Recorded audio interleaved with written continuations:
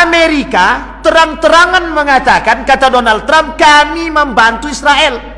Dia katakan kami jadikan Gaza itu neraka. Allah tidak tinggal diam.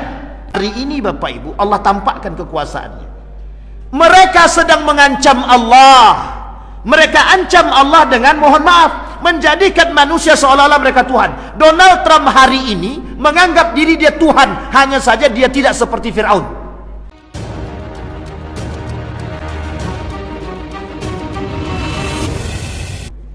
A'udzu billahi minasyaitonir rajim. Bismillahirrahmanirrahim.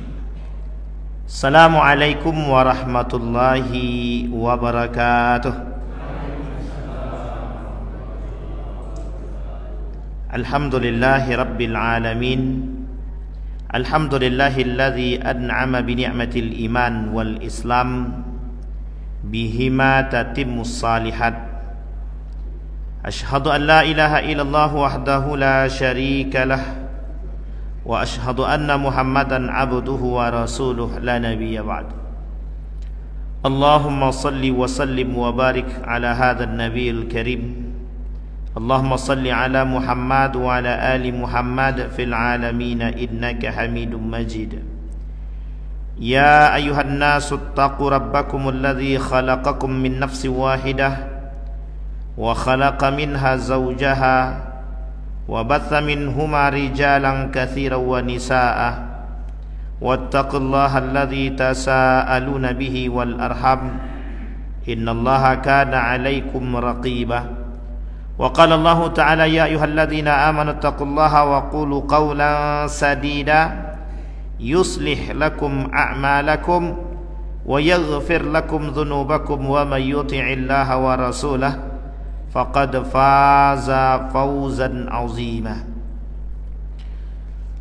Puji syukur kehadiran Allah atas limpahan rahmat dengan mengucapkan alhamdulillahirabbil alamin. Bersalawat kepada Nabi dengan mengucapkan Allahumma salli ala Muhammad wa ala ali Muhammad fil alamin innaka Hamidum Majid. Bapak Ibu sekalian yang berbahagia, mudah-mudahan di maghrib ini Allah limpahkan rahmat dan karunia-Nya kepada kita semua. Allah jadikan kita orang-orang yang selalu bersyukur akan segala nikmat-Nya. Allah jadikan keluarga kita keluarga yang sakinah, mawaddah, warahmah, yang taat kepada Allah. Allah anugerahkan kita anak-anak yang saleh dan salehah. Allah istiqamahkan kita dalam ketaatan dan kebaikan. Allah jadikan kita mati dalam keadaan husnul khatimah. Baik Bapak Ibu sekalian yang berbahagia, di maghrib ini kita akan mencoba memahami ayat Al-Quran yang disampaikan oleh Allah di dalam Al-Quran, terkhusus dalam surat Al-Munafiqun, surat ke-63 ayat ke-4. Kata Allah di dalam Al-Quran, wa idza ra'aitahum tu'jibuka ajsamuhum wa iyyaqulu tasma' liqaulihim ka'annahum khushubun musannadah yahsabuna kulla sayhatin alaihim humul aduwwu fahdharhum qatalahumullah anna yu'fakun. Kemudian kalimat selanjutnya yang tak kalah penting bagi kita hari ini Bapak Ibu, terkhusus hari ini, artinya pada akhir zaman ini. Kata Nabi, ya ayuhan nabi jahidil kuffara. Kata Allah kepada Nabi, ya ayuhan nabi jahidil kuffara wal munafiqina waghluz alaihim wa ma'wahum jahannam wa bi'sal masir. Kalimat akhir daripada ayatnya yang disampaikan oleh Allah di dalam Al-Quran dalam surat Al-Baqarah ayat 12. Ala innahum humul mufsiduna walakin la yash'urun, kata Allah. Baik Bapak Ibu sekalian yang berbahagia, ada 3 ayat yang kita sampaikan di malam hari ini. Ayat yang pertama berbicara tentang wa idza ra'aitahum tu'jibuka ajsamuhum wa iyyaqulu tasma' liqaulihim ka'annahum khushubun musannadah yahsabuna kulla sayhatin alaihim humul aduwwu fahdharhum qatalahumullah anna yufakun. Kata Allah dalam Al-Quran, orang munafik adalah musuh paling nyata bagi orang beriman. Maka kata Allah, fahdharuhum, Arti fahdharuhum itu tinggalkan mereka, jangan duduk bersama dengan mereka. An idza sami'tum ayati, kata Allah, ketika kalian mendengar ayatku, kata Allah, yustahza'u bihi, mereka orang-orang munafik dan orang-orang kafir mempermainkan dan mengolok-olok ayatku, kata dia. Mereka hina ayat Al-Quran, mereka hina Al-Quran, mereka hina Islam, mereka lecehkan Islam, kata Allah. Yustahza'u bihi, kemudian mereka mengolok-olok syariat-syariat Islam. Kemudian Allah kata, fala taq'udu ma'ahum, jangan kalian duduk bersama mereka. Tak boleh kita duduk dengan orang-orang seperti itu. Tak boleh kita duduk dengan orang yang jelas-jelas mendukung orang Yahudi, orang Nasrani, orang kafir yang memerang Islam. Tak boleh kita membantu orang kafir yang memerangi Islam. Tak boleh kita duduk bersama orang-orang munafik yang melecehkan Islam, yang tak suka dengan syariat Islam, yang membuat kabur urusan Islam, yang membuat kita ragu terhadap agama Islam. Tak boleh kita duduk. Kata Allah, fala taqudu ma'ahum, jangan kalian duduk bersama mereka. Kalau kita masih duduk bersama mereka, kata Allah, idzan antum mithluhum, kata dia, jadi kalian sama dengan mereka, kata Allah. Ayat selanjutnya yang ingin kita coba angkat, Bapak Ibu, dalam ayat yang kedua yang tadi kita bacakan. Tadi ada 3 ayat, ayat yang kedua, ya ayuhan nabi jahidil kufar, Nabi, kata Allah, wahai para nabi, kalian perangi orang-orang kafir itu, perangi, wal munafik, dan orang munafik. Garis bawahi kalimatnya, Bapak Ibu, wahai para nabi, tolong kalian perangi orang kafir dan orang munafik. Sampai di sini bisa dipahami siapa yang disuruh diperangi oleh Allah? Orang kafir, orang munafik. Orang kafir dan orang munafik ini selalu bekerja sama. Kata orang munafik, di mana ada keuntungan di situ ada aku. Kata orang munafik, di mana ada keuntungan di situ ada aku. Tapi kalau tak ada duitnya di situ, tak ada untungnya, dia tak mau, maka bukan munafik dia. Makanya Allah kata dalam Al-Quran, dalam ayat yang lain, wa idza laqul ladzina amanu qalu amanna, kalau kami bertemu dengan orang beriman seperti kalian, kami bersama dengan kalian. Wa idza khalau ila syayatinihim, kalau nanti mereka dah kembali kepada setan-setan mereka, kata Allah, mereka akan sama seperti para setan itu. Memang begitu kata Allah dalam Al-Quran. Syayatinihim, berarti kan jamak daripada kalimat syaitan, setan. Jadi Bapak Ibu sekalian yang berbahagia, kata Allah kepada Nabi, wahai para Nabi, perangi orang kafir, perangi orang munafik. Sekarang saya tanya Bapak Ibu, siapa orang kafir itu hari ini? Yang dimaksud oleh Allah, orang kafir hari ini yang harus kita perangi, orang kafir yang memerangi kita. Namanya kafir harbi namanya. Kafir apa namanya? Harbi. Kafir harbi itu orang kafir yang menyerang kita. Contoh, Amerika, Jerman, Perancis, Inggris. Itu. Kalau mereka menyerang kita, kita harus serang mereka. Kita harus serang. Masa mereka serang kita diam, kita terima? Itu namanya bunuh diri, kebodohan namanya. Tapi perangnya Bapak Ibu sekalian yang berbahagia bukan dengan senjata, tapi perangnya dengan otak. Perangnya dengan apa? Tidak dengan senjata. Tapi ada yang berperang dengan senjata? Ada. Apa contohnya yang berperang dengan senjata hari ini? Palestina dengan Israel. Nah, ini tolong Abang Ganting siap-siap. Palestina dengan Israel itu sedang baku hantam. Maka Bapak Ibu sekalian yang berbahagia, kalau ada negara yang membantu Israel, maka kita umat muslim juga harus membantu Palestina. Sampai di sini bisa dipahami. Kata Allah, jahidil kufar. Kalimat jahidil kufar di sini, perangilah, jihadlah melawan orang-orang kafir, bagaimanapun bentuk jihad kita harus lawan. Seorang profesor yang liberal itu, Kata beliau, jihad itu membangun kebaikan. Jihad itu adalah berdamai dengan keadaan. Jihad itu adalah membuat perdamaian. Sehingga mereka membangun satu perjihadan dengan membangun satu kelompok, namanya kelompok perdamaian. Saya lupa nama lembaganya. Nama lembaganya saya lupa. Kata mereka itu jihad. Jadi jihad membangun kebaikan, perdamaian. Maka dengan bom itu bukan jihad. Dengan melawan itu bukan jihad.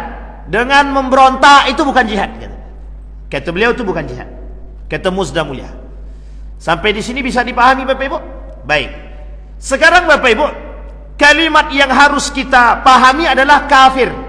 Orang kafir di sini yang boleh kita perang kafir harbi saja. Orang kafir yang menyerang kita. Sekarang pertanyaannya, kita di sini siapa? Umat Muslim.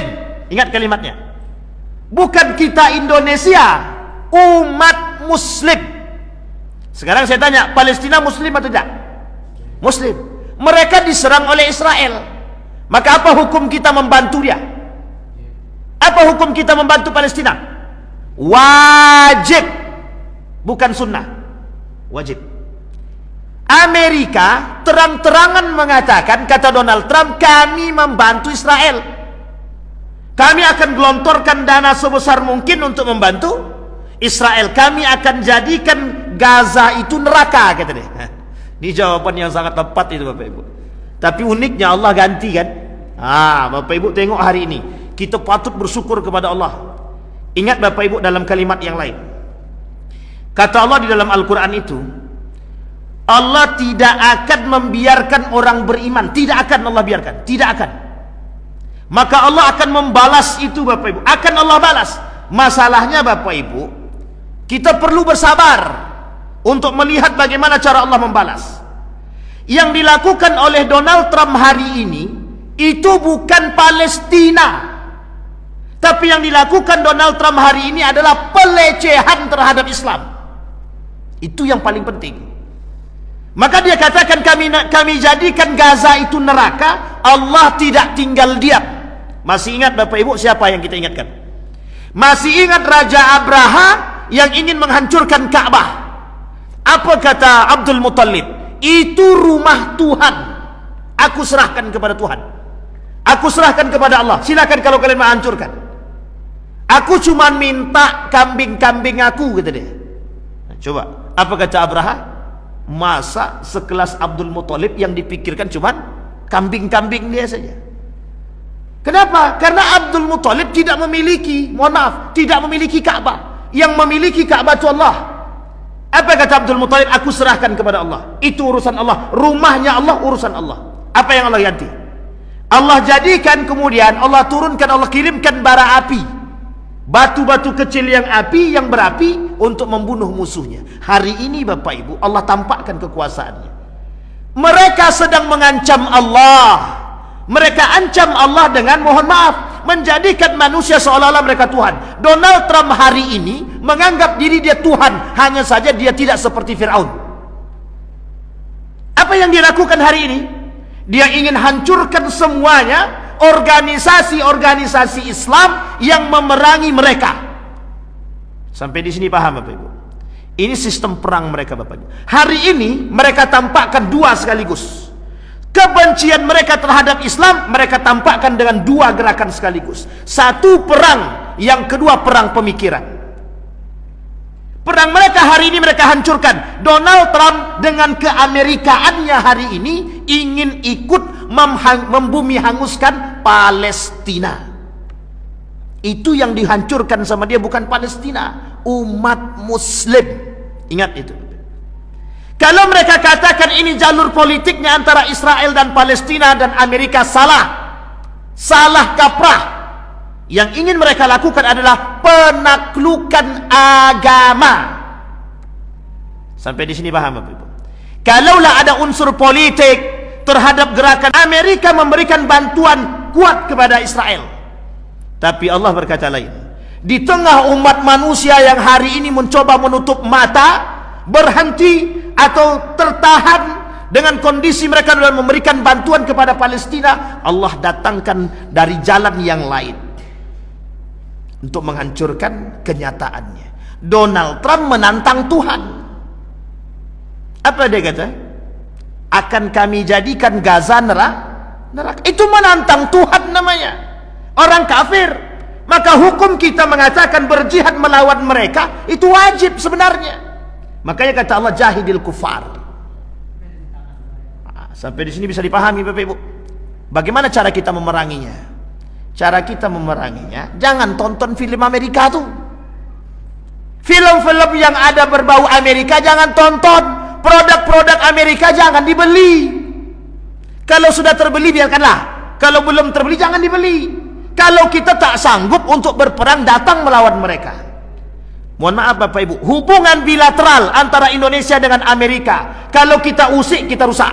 Oke, kita tak bisa berperang dengan cara yang demikian. Kita termasuk negara yang lemah, mohon maaf. Kalau memang itu dalam pandangan mereka. Makanya mohon maaf, kenapa Donald Trump berani koar-koar menganggap diri dia sebagai adik kuasa, negara adik daya. Sampai di sini paham Bapak Ibu? Satu. Perang yang kedua yang dilakukan Trump terhadap Islamophobia. Simbol Islam. Sampai di sini paham? Kalau Bapak Ibu tak sadar juga, kita ini tak sadar juga dengan gerakan yang mereka lakukan menghancurkan kita, sampai kapan kita mau sadar? Masih juga kita nikmati produk-produk mereka, masih juga kita tonton film-film mereka, masih juga kita mau, mohon maaf, membantu mereka. Salah satu gerakan yang nampak hari ini kita membantu kaum Israel dan Amerika dengan membeli produk-produk mereka.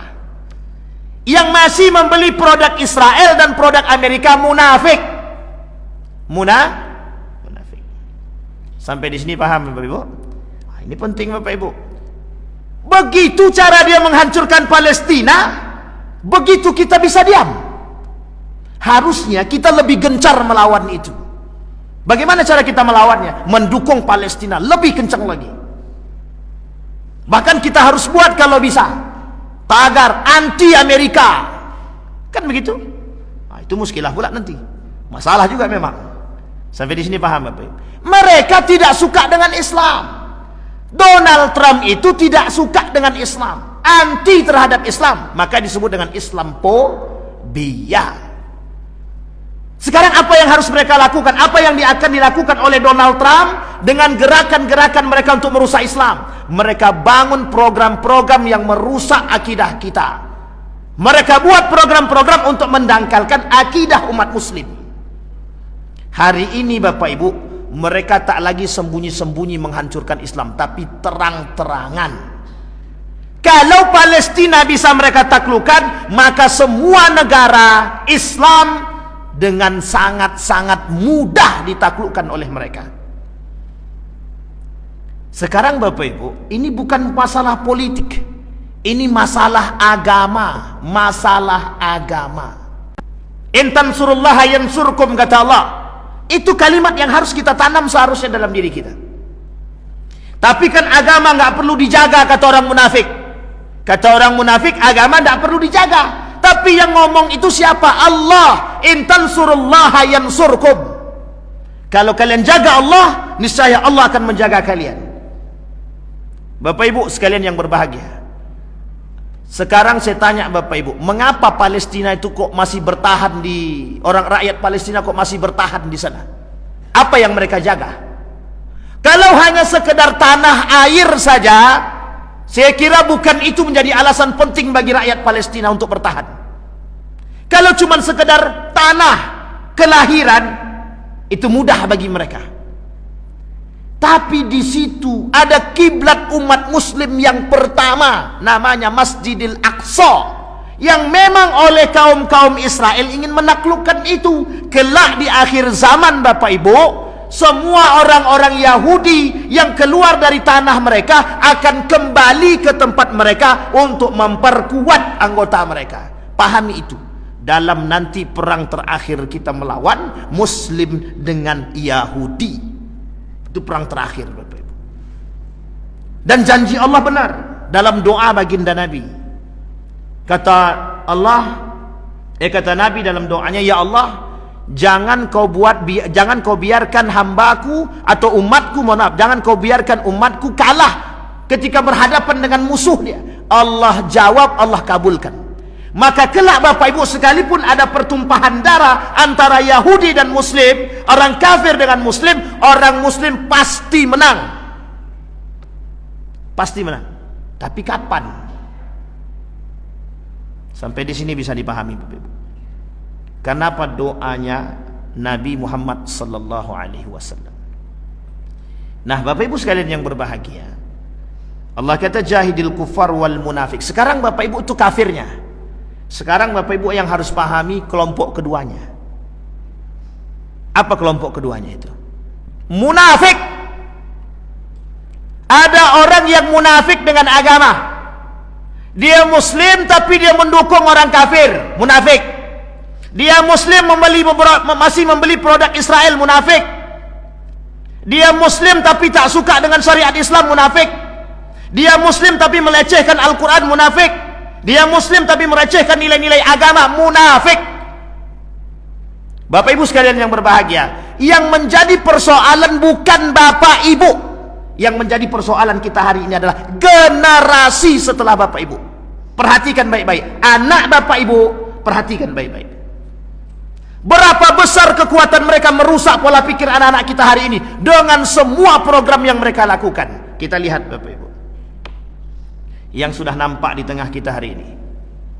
Berapa banyak anak-anak muda yang tercuci otaknya dengan gerakan-gerakan mereka.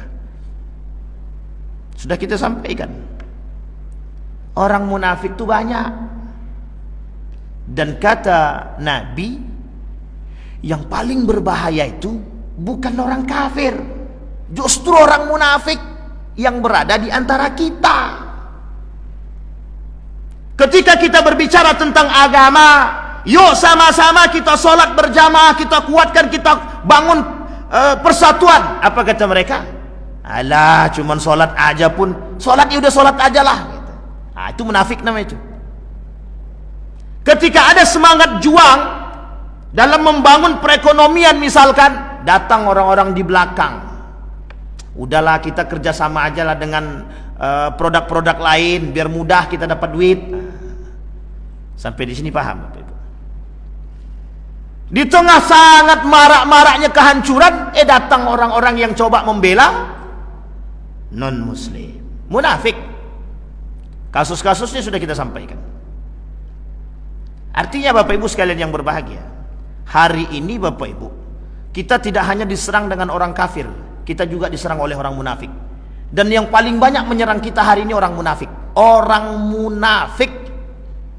Sekarang saya lihat Bapak Ibu, saya kasih contoh Bapak Ibu. Salah satu kerusakan umat muslim hari ini ketika mereka menjadi seorang yang munafik. Bermunculan di tengah kita hari ini peleceh-peleceh Al-Quran. Dan yang melakukan pelecehan itu orang muslim. Baru-baru ini ada video seorang perempuan berjilbab pakai celana pendek. Nah, saya baru dapat kiriman dari abang ganteng kita. Dapat video itu, dia DJ, menyanyikan lagu DJ dan memulai dengan Bismillahirrahmanirrahim. Kemudian dia mulai dengan musik DJ lagi. Kemudian dia ucapkan kalimat dalam Al-Quran, dia mainkan DJ lagi. Ternyata dia pakai celana pendek, berjilbab tapi celana pendek. Itu muslim. Sampai di sini paham? Bapak Ibu sekalian yang berbahagia, yang hari ini banyak diminati oleh anak-anak muda, gaya musik seperti itu banyak diminati oleh anak muda. Dan bukan kafir saja, termasuk umat muslim. Tapi uniknya, anak muda hari ini tak sadar.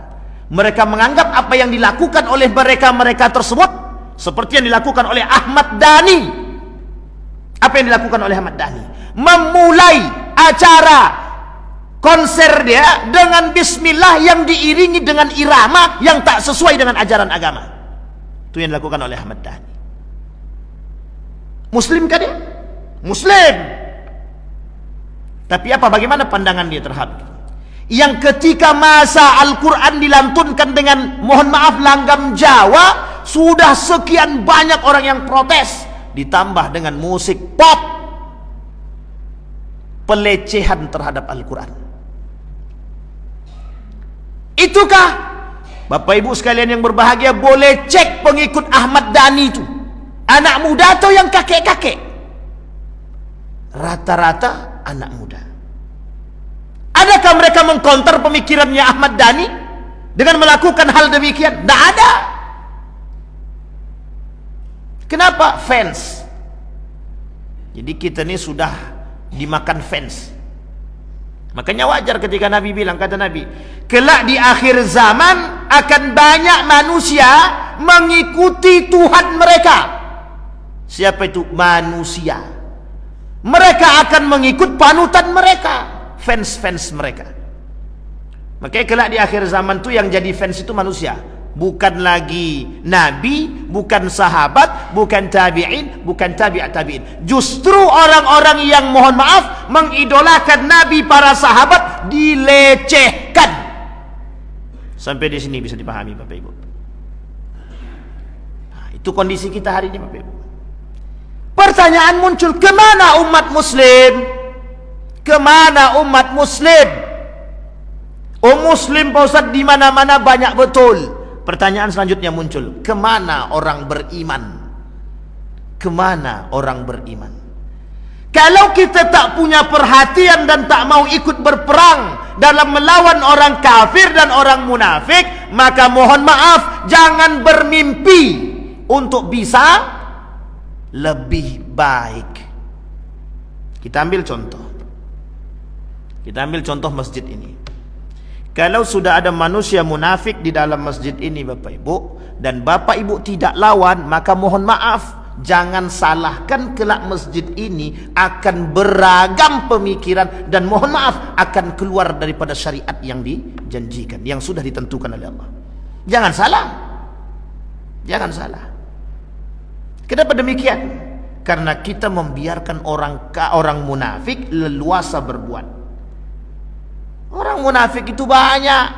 Dia tak suka dengan syariat Islam. Dia akan lakukan apapun yang akan mereka lakukan. Bapak Ibu sekalian yang berbahagia, kalau kita masih berdiam diri dan santai dengan keadaan kita hari ini tanpa ingin berbuat, maka sesungguhnya itulah yang disebut dengan dha'ful iman, iman yang lemah. Sampai di sini bisa dipahami Bapak Ibu? Kenapa anak kita hari ini kok jauh daripada Al-Quran? Yang melalaikan mereka lebih bisa dinikmati daripada Al-Quran itu sendiri. Apa buktinya? Contohnya banyak. Kenapa mereka lebih enak duduk menikmati musik di kafe daripada di sini?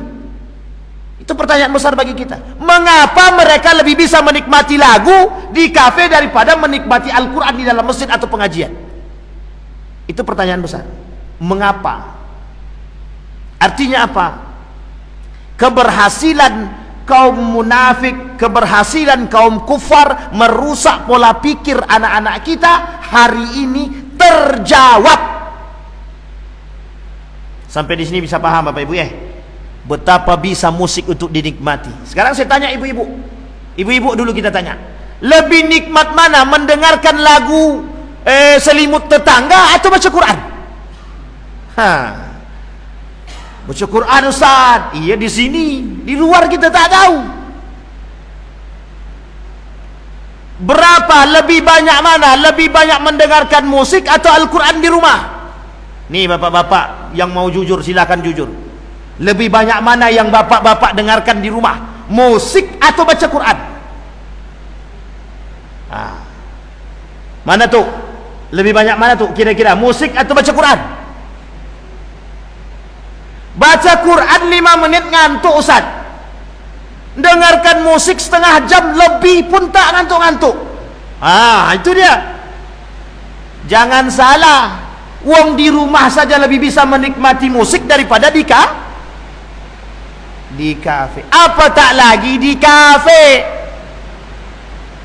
Lebih bisa lagi mereka nikmati. Mereka punya program banyak menghancurkan kita, asal kita ini jauh dari nilai-nilai agama. Pertanyaannya adalah, seberapa banyak yang bisa menikmati musik DJ? Uniknya, ketika musik tersebut dinyanyikan dengan lantunan Al-Quran, tidak ada sedikit pun yang mau protes, kecuali orang-orang yang beriman. Artinya apa Bapak Ibu? Mencampur adukkan yang syubhat, mencampur adukkan yang halal dan yang haram, sehingga kita tidak tahu lagi mana yang halal, mana yang haram. Kalaulah mohon maaf kita berdiam dengan perbuatan mereka yang melecehkan Al-Quran, menyanyikan dengan lagu pop, dengan irama pop, menyanyikan dengan irama DJ, mengaji dengan irama-irama seperti itu, jadinya syubhat. Tapi kalau kita diamkan, tidak ada yang menyalahkan, maka kelak akan lebih banyak berbuat demikian. Masih banyak lagi. Kenapa kita diam? Kenapa kita anggap biasa? Sama.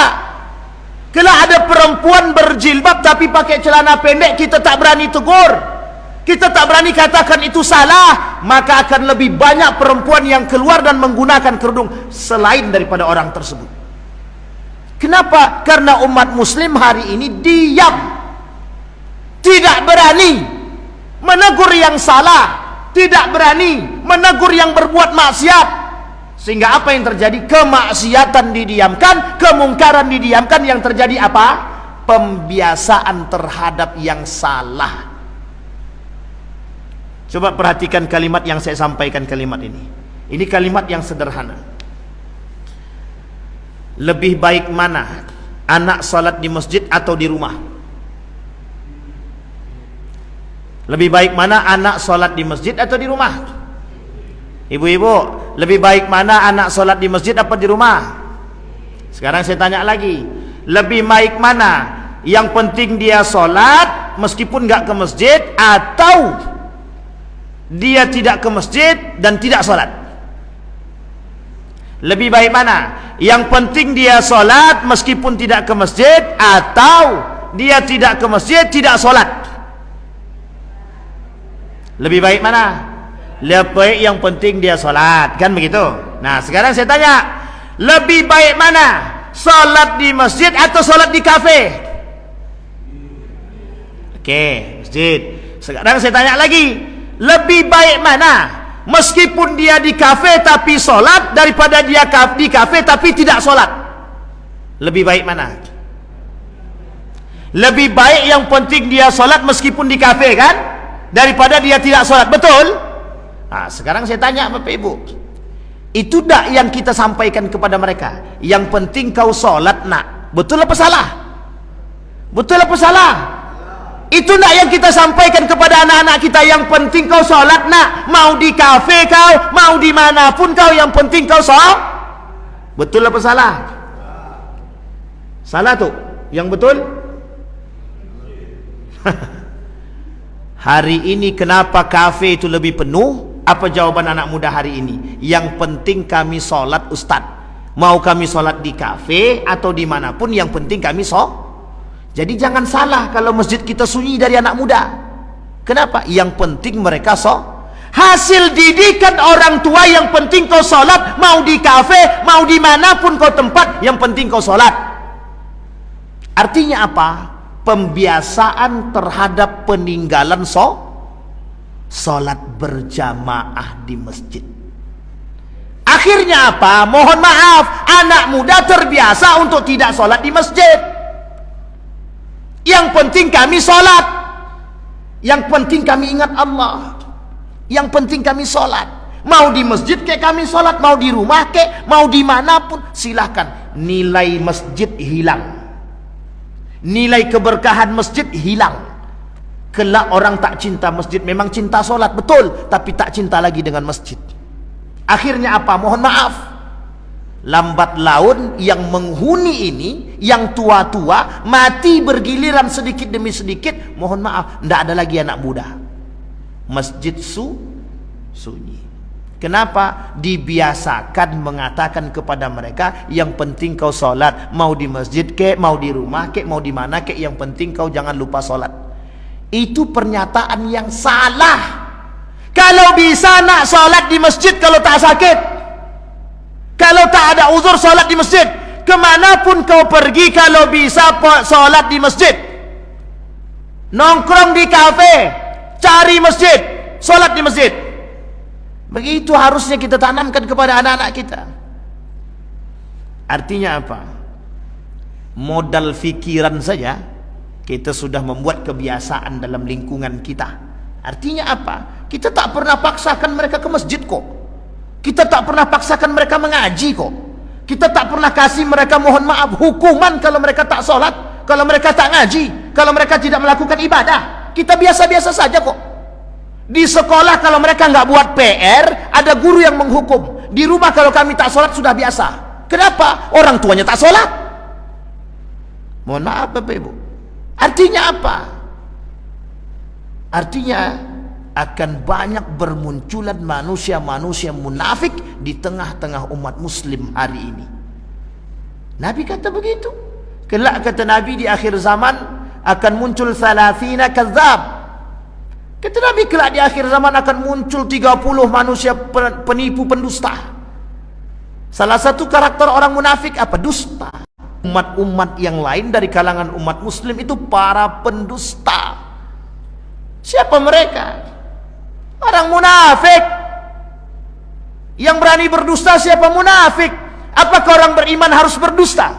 Tidak. Berarti yang berdusta siapa? Munafik. Makanya kata Allah, jahidil kuffar wal munafik. Perangi orang kafir yang memerangi kita.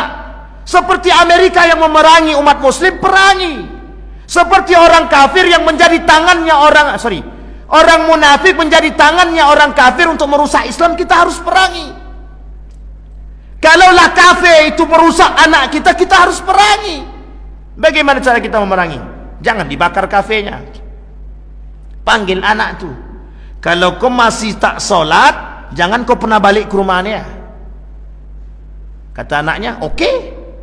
Itu pula masalahnya anak zaman sekarang tu. Semakin kita kasih rambu-rambu, semakin dilawan ya Pak. Kalau kau tak mau ngaji, kalau kau tak mau solat, jangan pernah kau tinggal di rumah ni. Kata anaknya, oke mak, kalau itu maunya mak, jangan mak cari aku ya kalau aku pergi. Seminggu pergi anak tadi, goyang iman maknya. Aduh, kemana anakku ni ya? Kata dia, dicari juga kan mak? Mak cari juga kan? Apa kata maknya? Mau solat kau mau tidak, tak apa-apa, yang penting kau balik ke rumah, kata dia. Coba bayangkan Pak, kalah kita sama anak hari ini kan? Kalah. Anak kecil umur 3,5 tahun saja bisa mengatakan begitu kepada kita Pak. Apalagi yang di atas Pak. Tantangan kita berat Bapak Ibu, berat. Tantangan kita itu berat. Musuh kita yang nyata itu memang orang munafik, itu jauh lebih berat daripada orang kafir itu sendiri. Karena orang munafik itu berada di antara kita. Mereka kadang membantu orang kafir, kadang mereka bersama kita tidak tahu. Itu buktinya. Ketika gencar-gencarnya pemboikotan produk Israel, masih banyak orang berkerudung, orang muslim berpeci masuk ke Starbucks, masuk ke KFC, membeli produk-produk Israel. Masih banyak sampai hari ini. Pertanyaan muncul, kemana rasa mereka? Apa mereka punya rasa? Apa mereka punya hati? Tidak punya. Sampai di sini bisa dipahami Bapak Ibu. Nah, begitulah keadaan kita. Nah, apa yang harus kita lakukan? Kembali kepada ayat tadi, jahidil kufar. Satu, kita harus perangi orang kafir. Bagaimana cara kita memerangi? Orang kafir tidak suka dengan Islam. Kalau kita dekat dengan Islam, maka cara kita melawan mereka semakin dekat dengan Islam. Yang kedua, orang munafik itu sangat tidak suka melihat kita begitu dekat dengan Al-Quran. Maka apa yang harus kita lakukan? Semakin mendekat kepada Al-Quran. Orang munafik pengennya kita jauh daripada nilai-nilai agama. Apa yang harus kita lakukan? Mendekat kepada nilai agama. Orang munafik nggak suka dengan orang-orang yang ikut pengajian. Semakin kita datang dengan pengajian. Orang munafik akan cari cara untuk merusak kita. Kita cari cara bagaimana kita menjaga kita. Orang munafik katakan hilangkan pendidikan agama, kita katakan tambah pendidikan agama. Kalau pendidikan agama formal hilang, maka di masjid harus perbanyak pendidikan agama. Harus begitu kita melawan. Kalau kita melawan dengan perang di negara yang penuh dengan undang-undang ini, maka kita yang habis. Tapi kalau kita diserang, kita melawan, itu baik. Tapi kalau kita tidak diserang, kita tak bisa menyerang. Maka kalau diserang dengan pikiran kalau kita diserang dengan pikiran, kita harus melawan dengan pikiran. Kalau kita diserang dengan program, kita harus melawan dengan program. Harus. Kita diserang ekonomi hari ini, kita lawan dengan ekonomi. Maka masjid harus punya ekonomi yang baik. Sempat tak punya, mohon maaf, datang orang kafir, butuh berapa masjid tuh? 50 miliar, alah cuma 50 miliar ini duit. Besok masuk dia ke masjid, kita cium tangan dia. Itu yang terjadi kan? Iya. Ketika Haritanu Sudibyo masuk ke dalam masjid, semua orang cium tangan. Kafir apa tak kafir dia tuh? Kafir. Tapi kenapa? Karena piti. Mau kita dibeli begitu. Nah, hari ini Bapak Ibu, terkhusus di Riau ini, di Pekanbaru khususnya, yang punya dana terbesar itu orang kafir. Orang kafir itu. Bayangkan. Nah, jangan sampai pula orang kafir itu menjadi donatur pula. Ini pula masa menjadi masalah. Kemana kamu menjalankan proposal? Tolong Pak bantu masjid kami Pak. Berapa proposal? Sekian. Alah cuma sekian, nama. Tidak perlu pakai proposal. Akhirnya menjadi donatur masjid. Besok berbicara dia, itu masjid itu kan sebagian besar dana dari aku, kata dia. Mau ngapa kita? Mau ngapain kita? Bisa kita lawan. Kita nggak punya duit. Lebih baik kita terhina, dihina oleh mereka, daripada kita harus menjual harga diri kita. Kita lawan Bapak Ibu, kita harus lawan. Nah Bapak Ibu sekalian yang berbahagia, Allah sampaikan di dalam Al-Quran, wa ma'wahum jahannam. Orang kafir dan orang munafik itu tempatnya neraka jahannam. Jadi Bapak Ibu sekalian yang berbahagia, poin penting dari apa yang saya sampaikan hari ini, yang pertama, kita Bapak Ibu orang beriman harus punya fokus hari ini dalam membangun satu gerakan yang menciptakan, mohon maaf, pendidikan akidah yang baik kepada anak kita. Itu satu. Karena apa yang dilakukan oleh orang munafik hari ini dan bekerja sama dengan orang kafir itu 4. Saya ambil 2 saja. Satu Bapak Ibu, orang kafir hari ini yang bekerja sama dengan orang munafik pengennya kita hari ini itu terombang-ambing dengan agama kita. Artinya apa? Kita ragu dengan nilai-nilai agama. Sama yang seperti yang tadi saya katakan sama Bapak Ibu. Sekarang saya tanya ibu-ibu, lebih baik berkerudung, tapi lebih baik mana? Berkerudung meskipun pakaiannya sempit, atau pakaian lapang tapi tak berkerudung? Nah, pilih mana? Mesti berat pilihannya itu kan. Lebih baik mana? Berkerudung pakaian sempit, atau tidak berkerudung pakaian lapang? Nah, mesti berat jawabannya. Lebih baik mana? Solat tapi mencaci maki, atau tak solat tapi tak mencaci maki? Coba lebih baik mana? Solat mencaci maki lebih baik daripada tak solat tapi tidak mencaci maki. Lebih baik mana? Lebih baik solat daripada tidak mencaci maki. Dia solat tapi tidak mencaci maki, itu lebih baik. Ini solat tapi mencaci maki. Tapi Bapak Ibu sekalian yang berbahagia, kalau harus memilih, lebih baik dia solat meskipun lisan dia, mohon maaf, mencaci maki. Apa yang dikatakan oleh orang munafik hari ini? Dia solat tapi lisannya minta ampun. Mending aku tak solat tapi lidahku baik. Itulah yang terjadi di tengah kita hari ini. Itu orang munafik tuh Bapak Ibu, munafik. Kenapa pilihannya begitu?